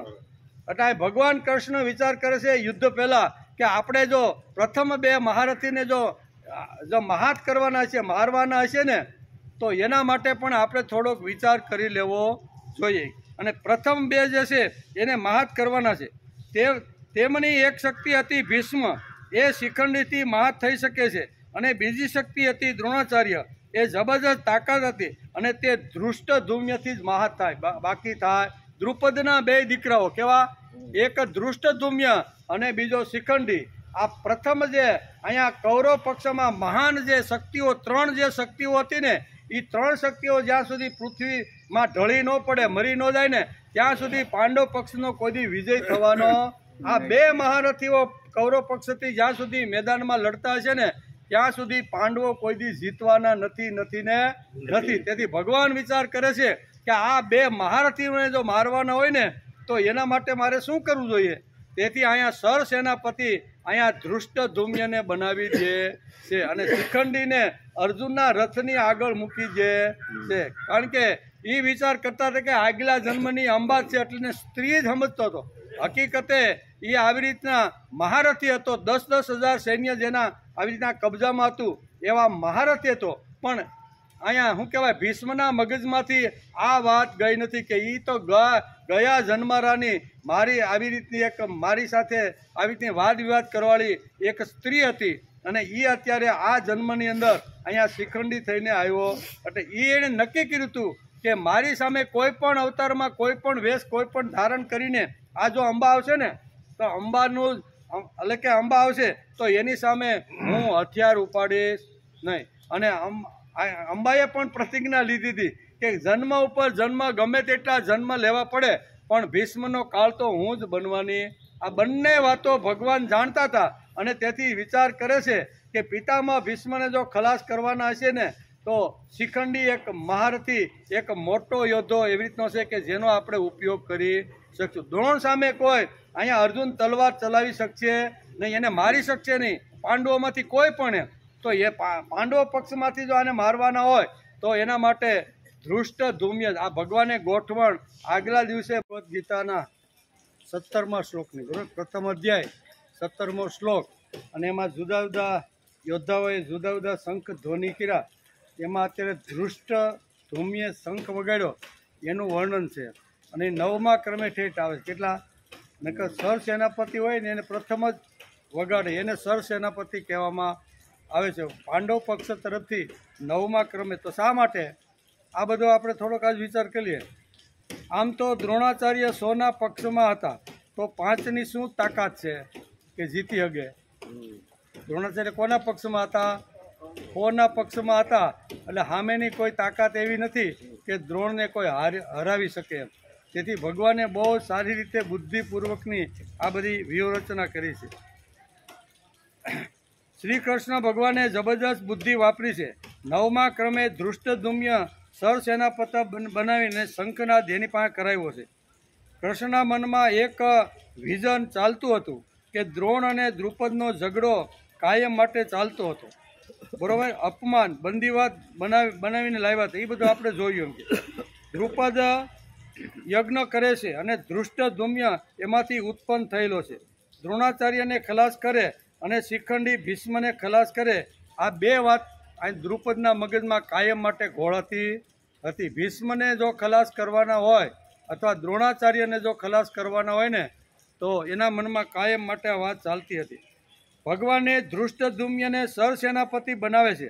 ચાલો, સર સેનાપતિ તો બનાવી દીધો, પણ શંખ વગાડવામાં 9મો ક્રમ વ્યાસે શા માટે આપ્યો? હાલો, સર સેનાપતિ બનાવી દીધો તો પહેલો શંખનાદ તો એનો થવો જોઈએ ને, કારણ કે યુદ્ધનો નિયમ જ છે. કોઈ પણ યુદ્ધ હોય ને તો યુદ્ધનો આ નિયમ છે. એનો જે સર સેનાપતિ હોય એ પ્રથમ શંખ ફૂંકે છે. તો અહીંયા વેદ વ્યાસે 9મા ક્રમે શા માટે ધૃષ્ટધુમ્યને મૂક્યો? 9મા ક્રમે ધૃષ્ટદ્યુમ્ય છે, તે છોડો. 8મા ક્રમે શિખંડી છે, એની પહેલાં વગાડી દે છે, બરાબર ને, વગાડે છે. 9મા ક્રમે સરસેનાપતિનો શંખનાદ. આ શું સૂચવે છે આપણે? આ કાંઈક સમજાવતો તો છે ને, નકર હકીકતે તો પહેલાં જ એને ફૂંકી દેવો જોઈ. પછી કૃષ્ણ આવે, અર્જુન આવે, ભીમ આવે, પછી વારાફરતી જે કાંઈ હોય ને એ બધા યોદ્ધાઓના શંખનાદ થાય. પણ અહીંયા વેદ વ્યાસ આપને કાંઈક સૂચન કરે છે. ધૃષ્ટદ્યુમ્યને 9મા ક્રમે લાવીને આપણને બધાને આ શ્રીમદ ભગવદ્ ગીતા કાંઈક સમજાવવા માગે છે કે 9મા ક્રમે અહીંયા 17મા શ્લોકની અંદર ધૃષ્ટદ્યુમ્યને શા માટે મૂકે છે. શ્રીમદ ભગવદ્ ગીતા આના દ્વારા આપણે કંઈક વિશિષ્ટ વાત સમજાવવા માગે છે. શા માટે 9મા ક્રમે સરસેનાપતિ શંખ વગાડે છે, બરાબર ને? આ આપણે કાંઈક નવું સૂચન અહીંયા વેદવ્યાસ કહેવા માગે. ગીતા આપણને શું સમજાવે છે કે પાંડવ પક્ષમાં એક્ય છે, પાંડવ પક્ષમાં સંઘ નિષ્ઠા છે, અને પાંડવ પક્ષમાં યજ્ઞીય ભાવના છે. આ 3 વાતો સમજાવે છે. આ શંખ શું સમજાવે છે કે અમારામાં નાનો મોટો કોઈ નથી. શંખ ગમે ત્યારે ગમે એ વગાડે, પણ અમે બધા એક છીએ. અને કૌરવ પક્ષમાં એવું નથી. કૌરવ પક્ષમાં તો હું જ મોટો એમ કરીને પિતામહ ભીષ્મ શંખનો નાદ ગજાવી કે મારી નીચે બધા લડે એમ. અને અહીંયા એવું કાંઈ નથી. અહીં તો અમે લડવા માટે આવ્યા છીએ. અને અમારી અંદર 3 વાતો ભગવાન શ્રી કૃષ્ણે ઠાસીને ભરેલી છે એમ પાંડવોનું માનવું છે. કઈ 3 વાતો હતી? તો કે પાંડવોની અંદર આપને એક્ય જોવા મળે છે, પાંડવોની અંદર આપને સંઘ નિષ્ઠા જોવા મળે છે, અને પાંડવોની અંદર આપને યજ્ઞીય ભાવના. કેવી? અમે 5 સાથે રહીને અમારે જે કાંઈ કરવું પડે ને એ કરવા માટે અમે તૈયાર છીએ. એટલે કે 3 જ્યાં હોય ત્યાં પહેલો શંખ કોણ વગાડે તેનું મહત્વ નથી. અહીંયા સંઘ નિષ્ઠા જબરજસ્ત સમજાવી છે. મહાભારત અને ગીતામાં શિસ્તબદ્ધ કૌરવો છે અને એક્યયુક્ત પાંડવો છે. ભીષ્મના શંખનાદ બાદ અન્ય મહારથીઓએ શંખનાદ કર્યો, તેનું વર્ણન વેદવ્યાસે કર્યું છે. શા માટે 9મો ક્રમ આપ્યો? 9મો ક્રમ અહીંયા શા માટે આપ્યો એમ કે 9મો ક્રમ શા માટે આપ્યો?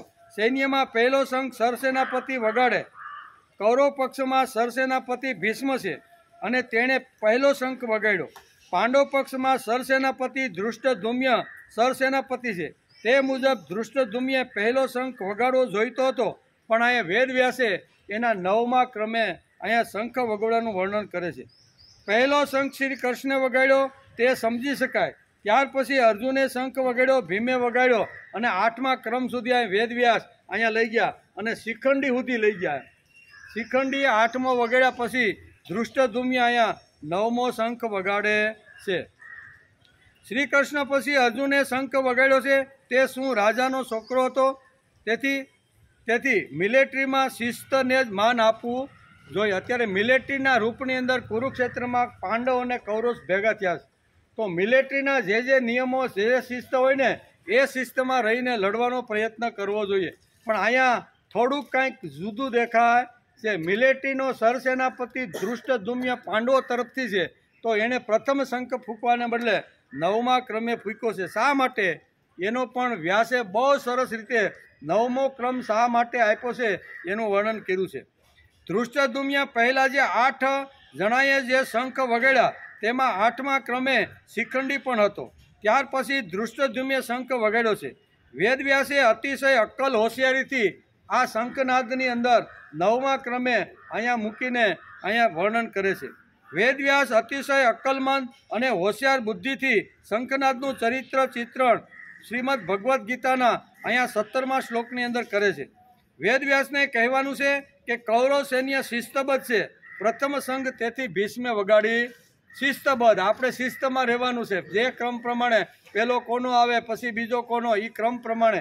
પાંડવ સેનામાં એવું કાંઈ અહીંયા શિસ્ત નથી, પણ એક્ય છે. કેવું? સંઘ નિષ્ઠા છે, એક્ય છે, અને યજ્ઞીય ભાવના. આ વેદવ્યાસને 3 વાતો આ શંખ દ્વારા આપણે સમજાવવાની છે કે અમારામાં નાના મોટાની કોઈ વાત જ નથી. સંઘનો વિજય થાય ને એ જ અમારે જોવાનું. અમારો સંઘ મજબૂત થાય, અમારો સંઘ જીતે, એના જ માટે પાંડવ પક્ષની અંદર.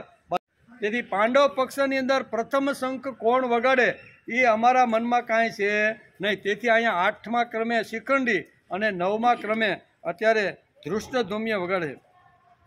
પણ પાંડવો સૈન્ય આત્મબદ્ધ ભાવબદ્ધ અને એકેયુક્ત હતું.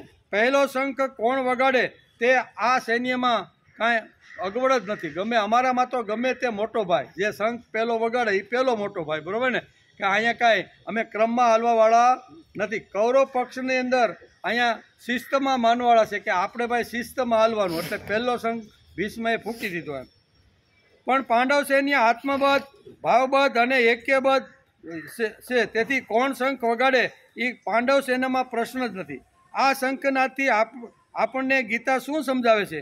પાંડવ પક્ષમાં એક્ય છે, સંઘનિષ્ઠા છે અને યજ્ઞીય ભાવના છે. આ સંઘની અંદર રહેવું હોય તો કોણ પહેલો શંખ વગાડે એનું અમારા મનમાં વ્યક્તિનિષ્ઠ અમારી અંદર નથી. અમારે તો સંઘનિષ્ઠા છે. કેવું? અને કૌરવ પક્ષની અંદર સંઘ શું કહેવાય હતી? વ્યક્તિનિષ્ઠ.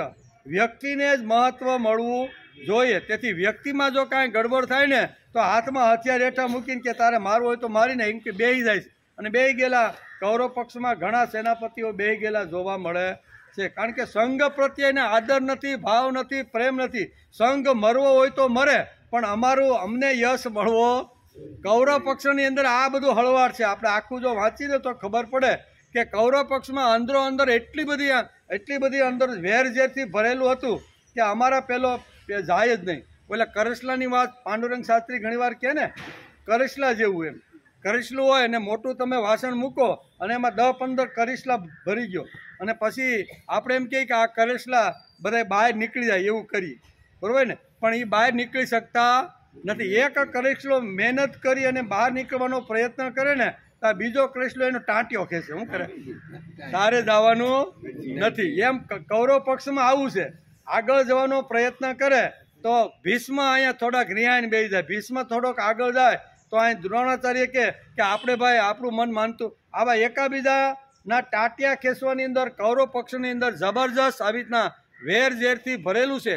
અને પાંડવ સૈન્ય છે એ એક્યયુક્ત છે, સંઘનિષ્ઠ છે, યજ્ઞીય ભાવના છે, આત્મબદ્ધ છે. કેવું? અમારામાં કોણ પહેલો શંખ ફૂકે અથવા કોને યશ મળે નહીં. અમારો તો સંઘનો વિજય થવો જોઈએ, અમારા ગ્રુપનો વિજય થવો જોઈએ. અમારે પોતાને વ્યક્તિગત વિજય કે યશ કે કીર્તિ જોતી જ નથી. અમારે કદાચ વ્યક્તિગત જો કીર્તિ અમને મળવાની હોય ને તો એ કીર્તિને પણ અમે ખલાસ કરી અને સંઘ જીતે ને એ માટે અમે પ્રયત્ન કરવાવાળા. પાંડવ પક્ષની બધા જો ને યોદ્ધાઓ તો બધાને આ જ હતું એમ. ભગવાને પોતાની કીર્તિને ખલાસ કરી કે નહીં? એણે યુદ્ધ શરૂ થતાં પહેલાં કીધું કે યુદ્ધના મેદાનમાં હું શસ્ત્રો હાથમાં લઈશ નહીં. જાહેરની અંદર બધાને કીધું. તેથી તો દુર્યોધને માગી લીધા કે આ શસ્ત્ર વગેરેને આપણે શું કરવો છે? આપણે તો યાદવ સેના જ મળવી જોઈએ. આ લડવાનો જ ન હોય મેદાનમાં તો આને હવે કુરુક્ષેત્રમાં લઈ જઈને શું કરવાનો? પણ એને પ્રતિજ્ઞા તોડી કે નહીં. અમારા સંઘનો જો વિજય થવાનો હોય, અમારો સંઘ જો ધર્મ રાજ્ય પ્રમાણે ચાલી અને ધર્મ રાજ્યની સ્થાપના કરવાનો હોય તો લોકોને મારા વિશે ગમે તે બોલવું હોય તે બોલે, પણ આજે પ્રતિજ્ઞા તોડીને હાથમાં પૈડું લઈને ભીષ્મને મારવા તૈયાર થયા કે નહીં? સંઘને માટે કૃષ્ણ ભગવાન જેવા કૃષ્ણ ભગવાન, અરે યુધિષ્ઠિર ક્યારે કોઈ દી ખોટું બોલે, સત્યના માર્ગ ઉપર અને ધર્મનિષ્ઠ હતા. કેવા? દુનિયા આખી ઉથલ પાથલ થઈ જાય પણ એ ધર્મ ઉપર ચાલવાના સત્ય બોલવાળા હતા. પણ એ અમારો સંઘ જો જીતતો હોય ને તો કે કાંઈ વાંધો નહીં, ભગવાન તમે કીધું છે ને એટલે હળવેકથી પણ હું નરોવા કુંજરવા તો બોલી નાખી, બરોબર ને. આગળ એમ કહી દે કે ભાઈ તમારો અસ્વસ્થતામાં મરાયો છે, પણ કયો હાથી મરાયો કે માણસ મરાયો એ કીધું નહીં, પણ હળવેકથી કીધું. બોલ્યા કે નહીં? એક વેત રથ ઊંચો હાલતો હતો, આ જરીક ખોટું બોલ્યા તો જમીન ઉપર આવ્યો કે નહીં? પણ અમારા સંઘને મારું જે થવું હોય થાય, મારી કીર્તિ, મારો યશ, જે ખલાસ થવું હોય થવા દો, મારો સંઘ મજબૂત થવો. પાંડવ પક્ષની અંદર આ એક્ય હતું. હું આ સંઘનિષ્ઠા હતી, આ યજ્ઞીય ભાવના હતી. આત્મબદ્ધથી લડવા માટે બધા જ પાંડવ પક્ષની અંદર આવેલા હતા. તેથી અમારા સંઘમાં પહેલો શંખ કોણ ફૂકે ને એ અમારે કાંઈ જોવાનું જ નથી, બરાબર ને. પહેલો ફૂકે કે બીજો, શંખનું મહત્વ છે જ નહીં એમ. અને ઓલા પણ શંખનું મહત્વ હતું. તેથી વેદવ્યાસ કહે છે કે 8મા ક્રમે અહીંયા ધૃષ્ટધુમ્યને પહેલાં શિખંડી ફૂકે છે 8મા, ને 9મા સીધો અહીંયા શંખના ધૃષ્ટધુમ્ય કરે છે. પણ પાંડવ સૈન્ય આત્મબદ્ધ, ભાવબદ્ધ અને એકેયુક્ત. પહેલો શંખ કોણ વગાડે તે પ્રશ્ન જ નથી. આ શંખનાદથી આપણે ગીતામાં શું સમજાવે છે? પાંડવ પક્ષમાં એક્ય છે, સંઘ નિષ્ઠા છે અને યજ્ઞની ભાવના છે. તેથી પહેલો શંખ કોણ વગાડે તેવો પ્રશ્ન પાંડવ સામે નથી. અમે બધા એક છીએ, આત્મબદ્ધ છીએ અને ભાવબદ્ધ છીએ. પાંડવ સૈન્યમાં આવી ભાવના દરેકના મનમાં હતી. શંખ પહેલો કોણ વગાડે એ મહત્વ અમારે નથી. અમારે તો સંઘ મજબૂત થવો જોઈએ ધર્મનો. આ માટે બધાએ પોતપોતાની પ્રતિજ્ઞા તોડી જ નહીં, બરોબર ને? નકર નિયમ એવો છે કે અહીંયા ભીમ એટલે યુદ્ધના મેદાનમાં ઘણા બધા નિયમોનું પાલન કરવું પડે, પણ ભગવાન કે તારો નિયમ તોય અને ઝાંઘમાં માર, નહીતર આ મળવા સહેલો જ રહ્યો છે. હવે સહેલી વિકેટ 99 તો ખેડવી નાખી તે, આ હોમી વિકેટ જે બાકી છે ને, ભીમને પણ દુર્યોધન હંફાવી દે છે. કારણ કે માતા હતા ને એને આખો લોઢાનો બનાવી દીધો હતો, અને ખાલી ઝાંઘ જ એને. ભગવાનની બુદ્ધિ તો જો ભગવાન એક પ્રસંગમાં આપણે જો ભગવાનની બુદ્ધિનો વિચાર કરીને તો ભગવાનને ખબર હતી ધર્મ રાજ્યની સ્થાપના કરવાની હશે, અને અહીંયા એની માતા જો આખો વજ્રનો બનાવી દે ને તો હાલો આ 99મી જે વિકેટ પડી છે ને 100મી વિકેટ પડશે ને. એટલે ભગવાન રસ્તામાં મળે. દુર્યોધન કઈ બાજુ? તો કે મારી માતાની સામે જ આવશો ને માતાએ મને કીધું છે કે તું જેવો જન્મો ને એવો મારી સામે આવીશ ને તો હું તને આખો લોઢા, મારી પાસે તને વિજય આપવાનો આશીર્વાદ તો નથી પણ હું તને લોઢાનો બનાવી શકું છું, એમ માતા ગાંધારીએ કીધું છે. તેથી એટલે આવા વેશમાં તું જરીક તો વિચાર કર. તું આવો કાંઈ આને તું નાનો હોય તો બરોબર, 2-3 વર્ષનું બાળક હોય એની માના ખોળામાં વગર આવો યુવાન અને માતાની સામે કાંઈ જવાય કરું? દુર્યોધન કે વાત તો હાળી આશી છે, પણ માતાએ તો કીધું છે કે જેવો જન્મ એવો. ભગવાનની બુદ્ધિ જોવો. ભગવાન કે મર્યા આ તો હવે આગળ લોઢાનો થઈ જાય ને, અને 100મી વિકેટ જે ભીમને લેવાની છે ને, ભીમની પ્રતિજ્ઞા છે કે 100 વિકેટ હું લેવાનો છું. ભગવાન ભગવાન વચ્ચે મળે છે કે કેમ ભાઈ? તો કે જો ને આમ જાઉં છું, પણ આવી રીતે આવી હાલતમાં યુવાન વયે હાથને કાંઈ થતું નથી કે યુવાન વયમાં હું ખુલ્લા શરીરે મા પાસે જાઉં. એ કે વાત તમારે તો કાંઈ વાંધો નહીં, થોડુંક લંગોટી વાળી દઉં. એમ કરીને લંગોટી વાળી અને માતા ગાંધારી આંખના પાટા ખોલે છે અને આખો એમાં ખાલી ઝાંઘ રહી ગઈ, બરોબર ને? કહેવાનો અર્થ તેથી કરાગ્રે વસ્તે લક્ષ્મી હું કામ આવ્યું ભાઈ? સવારમાં આખી રાત આપણે આંખ બંધ હોય ને, એ બંધ ખુલે ને ત્યારે એમાંથી શક્તિનો સ્ત્રોત વહે છે. તેથી પાંડુરંગ સાથી જાઓ મહાપુરુષ કહે છે કે સવારમાં ઉઠ્યા પછી તમે કરાગ્રે વસ્તે કરો.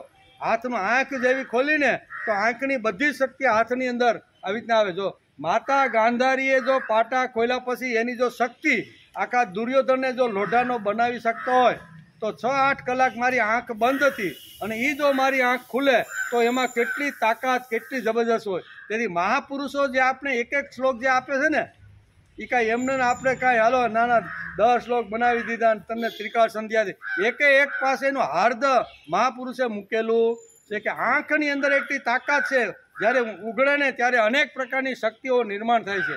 અને હાથ જો મજબૂત હશે ને તો માણસ ઘણા બધા કામ કરી શકશે. તેથી આ ઘણી બધી વાતો છે, પણ આપણે તો આ 4 યોદ્ધાઓના શંખ વગાડવાના છે. તેથી આ બધી વાતો આડીહોળી પાછી વહી જાય છે, બરોબર ને? પણ કાંઈ વાંધો નહીં, આપણે મહાભારત શું કહેવાય શ્રીમદ ભગવદ્ ગીતાનો જ અભ્યાસ કરવા માટે બેઠા છીએ. કૌરવ પક્ષના સરસેનાપતિ ભીષ્મે શંખ વગાડ્યો ત્યારે તે સૈન્ય આકુળ વ્યાકુળ થયું છે અને શંખનાદ પછી સીધા ચારે બાજુથી વાજિંત્રો વાગે છે. આ શું બતાવે છે કે કૌરવ પક્ષમાં કોઈ ઢંગ ધડા વગરનું છે, બરોબર ને? અને એને એમ થયું કે હવે પિતામહે વગાડ્યો એટલે આપણે વાજિંત્રોથી પિતામહને ખુશ કર્યો, પણ પિતામહ ખુશ થાય એટલા માટે દુર્યોધને આ વાત પિતામહે શંખ વગાડ્યો નથી. પિતામહે તો દુર્યોધનને આનંદ થાય ને એટલા માટે વગાડ્યો છે, પણ આ લોકોને એમ થયું કે અમારા માટે વગાડ્યો છે. એટલે કૌરવ સેના કેવી છે? બધી અસ્ત વ્યસ્ત કૌરવ સેના છે. તેથી ગમે તેટલી 11 અક્ષણી એની 18 અક્ષણી હોય ને એની પાસે તો પણ જીતી શકે. જ્યાં વેર ઝેર અને જ્યાં આવી રીતના કાવતરા અંદરો અંદર થતા હોય તો એ સૈન્ય કોઈ દી જીતી શકવાનું નથી. પાંડવ પક્ષે શંખનો પ્રતિઘોષ કર્યો તે પણ શાંતિથી, નિર્ભયતાથી અને નિરાધારપૂર્વક થયો છે એમ વ્યાસે લખ્યું છે. પાંડવ સૈન્યનું મુખ્ય કારણ છે પ્રભુ પ્રમુખ છે. અમારામાં આમ પાંડવ સૈન્યની અંદર બધા જ એમ માનતા હતા કે અમારો પ્રમુખ કોણ છે? ભગવાન શ્રી કૃષ્ણ. એ જે પ્રમાણે જેવી રીતનું જ્યાં કે જેવી રીતનું કે ને એ કરવા માટે તૈયાર. એટલે અમારો પ્રમુખ બહુ મજબૂત છે. અને જેનો પ્રમુખ મજબૂત અને સારો દક્ષ અને બધો કાર્યકુશળતા જેની પાસે હોય ને એ સૈન્યનો વિજય થાય છે. પાંડવ સૈન્યનું મુખ્ય કારણ પ્રભુ તેના પ્રમુખ હતા. પાંડવ પક્ષમાં સ્થાન માટે પડાપડી નહોતી કે ના ના અમને આ સ્થાન મળવું જોઈએ, અને કૌરવ પક્ષમાં તો સ્થાન માટે પડાપડી હતી એમ. એટલે કે ગીતા આ પ્રસંગ ઉપરથી કહે છે કે આપણા જીવનમાં કામ કરતા રામને પ્રથમ સ્થાન આપવું જોઈએ. કેવું? રામ કરતા આપણા જીવનની અંદર રામ કરતા આપણે કામ કરતા રામને પ્રથમ સ્થાન આપવું જોઈએ. માનવ સમુદાયનો પ્રમુખ ભગવાન બની શકે છે તે ગીતા સમજાવે છે. પાંડવો વ્યક્તિગત બધા હીરો હતા. કેવા? પાંડવ પક્ષમાં શું કહેવાય, ભીમ જોવો, અર્જુન જોવો, બધા કેવા હતા? હીરો. એ હીરાને કોઈ આમ એવી તાકાત એની અંદર બધાની હતા, પણ જ્યારે સમૂહ આવે ને ત્યારે ઝીરો થઈ જતા. સમૂહના કામ માટે બધા ઝીરો અને વ્યક્તિગત માટે બધા કેવા હતા? હીરો. પછી કોઈ પણ રાક્ષસને અણવાનો હોય, કોઈ પણ કરવાનું એમાં હીરો જ હોય. એટલે એકની આગળ ગમે એટલા શૂન્ય વધારો તો શૂન્યની કિંમત વધે કે નહીં? વધતી જાય. એકની આગળ 1 શૂન્ય મૂકો એટલે 10 થાય, એકની આગળ 2 મૂકો એટલે એમ જેમ શૂન્ય જે છે એની એકની આગળ મૂકો એટલે શૂન્યની કિંમત વધતી જાય છે. એમ અહીંયા ભગવાન કૃષ્ણ એક છે, એ અમારો પ્રમુખ છે, એની આગળ અમે બધા શૂન્ય છીએ, પણ ભગવાનની પાસે અમે અમારું શૂન્ય મૂકીએ છીએ ત્યારે અમારી કિંમત પણ વધતી જાય. શૂન્યની કિંમત વધે કે નહીં? એકની આગળ જેટલા શૂન્ય વધારો એટલી શૂન્યની કિંમત. આ સમજણ કોની હતી? પાંડવોની. પાંડવોની સમજણ અમે બધા સંઘમાં જ્યારે જાય ત્યારે શૂન્ય છીએ અને જ્યારે એકલા હોય ત્યારે બધા હીરો છે. કેવા? આ એની પાકી સમજણ હતી. એટલે કે આ એની પાકી સમજણ હતી. તેથી અહીંયા પાંડવ પક્ષનો વિજય. ઘણી બધી વાતો છે ને ત્યાર પછી ધૃષ્ટધુમ્ય ઘણી બધી વાતો અહીંયા વેદવ્યાસે લખી છે. અને ત્યાર પછી સાત્યકી જે આખો હતો ને એ કેનો હતો? દ્વારકામાંથી આવેલી જે સેના હતી. કેવી સેના? યાદવ નારાયણી જે સેના હતી ને એ નારાયણી સેનાનો એ મુખ્ય આવી રીતનો હતો. પણ જ્યારે નારાયણી સેના જ્યારે કૌરવ પક્ષમાં ગઈ ને ત્યારે આ યોદ્ધાએ એમ કીધું કે ભાઈ મારે તો કૃષ્ણની પાસે રહેવાનું છે. અને એ કૃષ્ણ શું કહેવાય? અર્જુનનો શિષ્ય હતો. કોણ? સાત્યકી અર્જુનનો શિષ્ય હતો. એટલે એ નાતે પણ એને નક્કી કર્યું કે મારે તો પાંડવ પક્ષમાં રહેવા. આખી નારાયણી સેના ગઈ પણ અહીંયા સાત્યકી એના તરફ જતો નથી. એનું પણ વર્ણન કર્યું છે. એણે પણ સુંદર મજાનો શંખ લખે છે. પાંડવ પક્ષમાં જબરજસ્ત માન્યતા હતી. સેનાપતિ પ્રથમ જ શંખ વગાડે. અહીંયા 9મો ક્રમે શા માટે લગાડ્યો છે? વ્યક્તિગત મહત્તા આમાં બિલકુલ નથી. ગ્રુપને જોખમમાં નાખવાનું પાંડવ સેના ક્યારેય વિચારતા નહીં. ગ્રુપ જોખમમાં આવતું હોય અને અમારે અસત્ય બોલવું પડે અને ગમે તે કરવું પડે ને તો અસત્ય બોલીને ગ્રુપને પણ કલ્યાણ થાય એવું કામ કરવાનું. આ બધો વિચારવાનું. વ્યક્તિગત મહેસા દ્રોણની હતી. વ્યક્તિગત મહેસા ભીષ્મની હતી. વ્યક્તિગત મહેસા અહીં કર્ણની હતી. ભલે મારા પિતાએ મને આવીને ચેતવો કે આવતીકાલે બ્રાહ્મણના રૂપની અંદર ઇન્દ્ર તારી પાસે કવચ અને કુંડળ માગી જાય, પણ વ્યક્તિગત તો હું તો ભાઈ દાનવીર છું, મારી પાસે ગમે તે માગવા માટે આવે ને તો હું આપી દઉં. આ વ્યક્તિગત મહેચ્છાને લીધે એને આખું કવચ અને કુંડળ ગયા એટલે એનું મૃત્યુ નક્કી થઈ ગયું. આ પોતાની મહેચ્છા અહીંયા ટકાવવા માટે એણે આ બધું કરેલું છે. જ્યારે પાંડવ પક્ષની અંદર ભલે મારે સ્ત્રીને સામે રાખીને લડવું પડે ને તો હું લડવા માટે આવો જે વીર યોદ્ધો છે અર્જુન પણ અહીંયા ભગવાનને કાંઈ વાંધો નહીં. બરાબર ને? અરે અહીંયા શું કહેવાય છે? લડાઈના નિયમની વિરુદ્ધ જો મારે ભીમના શું કહેવાય દુર્યોધનના જાંગમાં જો મારે ગદા મારવાની હશે ને તો હું મારવા માટે તૈયાર છું. ભલે પણ અમારા સંઘની અંદર આ બધી વસ્તુ થવી જોઈએ. સંઘના માટે, ઐક્યના માટે અને યજ્ઞીય ભાવના માટે આ પાંડવ પક્ષ ઐક્ય છે. અને આ કૌરવ પક્ષની અંદર વેર વિખેલું વેર ઝેરથી ભરેલું આખું બધું સૈન્ય છે. તેથી 11 અક્ષરની સેના અહીંયા દુર્યોધન પાસે હોવા છતાં એ હારી ગઈ અને 7 અક્ષરની સૈન્ય પાંડવ પાસે હતી એ જીતી ગઈ. એનું મુખ્ય કારણ વેદવ્યાસ લખે છે કે પાંડવોની અંદર ઐક્ય, પાંડવોની અંદર આત્મબદ્ધ બધા હતા. બરાબર? યજ્ઞીય ભાવના હતી અને સંઘ નિષ્ઠા. સંઘ મજબૂત થાવો. અમારી પ્રતિજ્ઞાને ઘોળીને પી જાવી તો પી જાવ. પ્રતિજ્ઞા મોટી કે અમે મોટા? આમ પાંડવ પક્ષ કૃષ્ણ ભગવાને જ તોડી નાખી છે, વિચાર તો કરો. બરાબર. પછી અર્જુને તોડી કે સ્ત્રીને વચ્ચે રાખીને કોઈ લડવાનો જ નથી. તો આ બધી પ્રતિજ્ઞાઓ તોડશે કોના માટે? સંઘ માટે. અમારો સંઘ મજબૂત આ. અને ત્યાર પછી સાત્યકીનો અહીંયા 10મા ક્રમે શંખ ધ્વનિ થાય છે. સાહેબ એમ કીધો કાશ્ય પરમેશ્વાસ શિખંડી ચ મહારથ દૃષ્ટધુમ્નો વિરાટ ચ સાત્યકી ચા પરાજિત. અપરાજિત હતો. સાત્યકી જ્યાં સુધી મેદાનમાં હોય ત્યારે કોઈ એને જીતી નહીં શકે એવો અપરાજિત વેદવ્યાસે સાત્યકીને ચિત્રો છે. એવો અહીંયા 10મા ક્રમે શંખ વગાડે છે. અને બાકીના જે 8 શંખ ધ્વનિ છે એ આપણે આવતીકાલે, આપણે ક્યાં ઉતાર 10 શંખ વાગી ગયા. કેટલા? 10 વાગી ગયા શંખ. હવે વાહેર્યા 8 એ અહીંયા વર્ણન કરે છે 18મા શ્લોકની અંદર. તો એનો વિચાર આપણે આવતીકાલે, આપણે ક્યાં ઉતાર રોજ ભણવું છે આપણે.